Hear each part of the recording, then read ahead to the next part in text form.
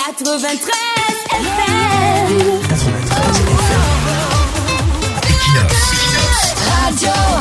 Bonjour, Yaoundé est sous le choc après un crime odieux survenu hier dimanche au quartier Nkolndongo.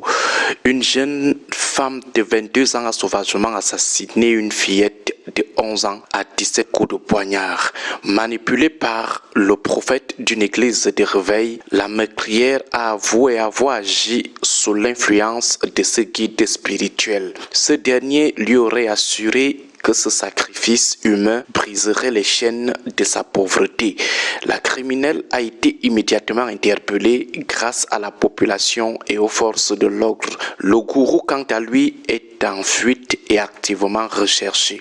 Ce drame effroyable met en lumière la face la plus sombre des dérives de certaines églises dites de réveil ou de miracle au Cameroun. Ce drame illustre comment la détresse financière, la pauvreté et le désespoir peuvent être exploités pour annihiler tout discernement moral chez les individus vulnérables. Sous l'effet d'un lavage de cerveau et d'une emprise psychologique totale, le gourou ou prophète s'impose comme l'unique intermédiaire vers la réussite, déconnectant ses fidèles de leur propre humanité au point de leur faire exécuter des ogres criminels. Au-delà des violences physiques et mystiques, ces structures opèrent un pillage économique quotidien en promettant des miracles financiers immédiats par le biais des dîmes exorbitantes, l'huile sainte ou de semences magiques. Elles s'enrichissent aux dépens des populations qui s'appauvrissent davantage. Ce cercle vicieux de dépendance psychologique s'auto-alimente car plus le fidèle s'appauvrit, plus il donne dans l'espoir d'un miracle. La prolifération clandestine de ces églises sans autorisation officielle révèle les failles du contrôle étatique et laisse libre cours à des dérives religieuses qui constituent une menace directe pour la sécurité publique.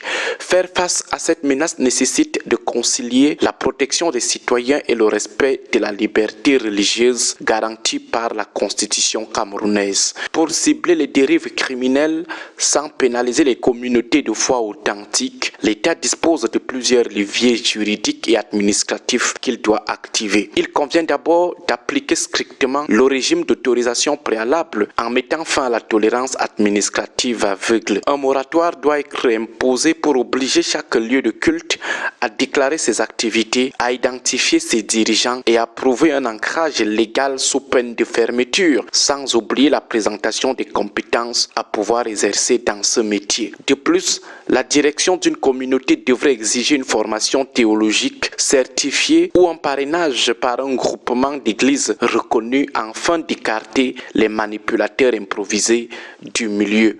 L'État peut également encourager la création d'un conseil national des églises de réveil géré par des leaders de bonne foi qui définira une charte de déontologie et donnera son quitus chaque fois qu'il y aura création d'une nouvelle église. Enfin, le contrôle financier doit être renforcé en requalifiant la vente d'objets dits magiques en activité commerciale et le code pénal doit introduire le délit d'abus de faiblesse lié à l'emprise spirituelle pour sanctionner les faits matériels sans juger les croyances.